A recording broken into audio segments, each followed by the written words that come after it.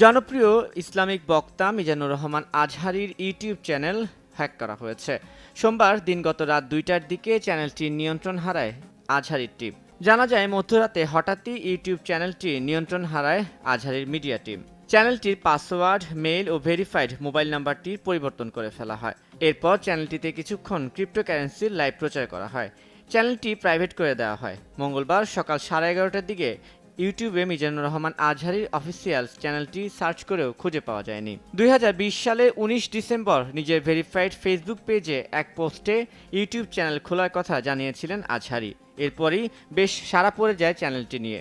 নিয়মিত সেখানে নিজের বিভিন্ন বক্তব্য আপলোড করতেন মিজানুর রহমান আজহারী। তবে বর্তমানে চ্যানেলটিতে তার কোনো নিয়ন্ত্রণ না থাকায় তার ভক্ত ও অনুসারীদের সতর্ক থাকার পরামর্শ দেওয়া হয়েছে।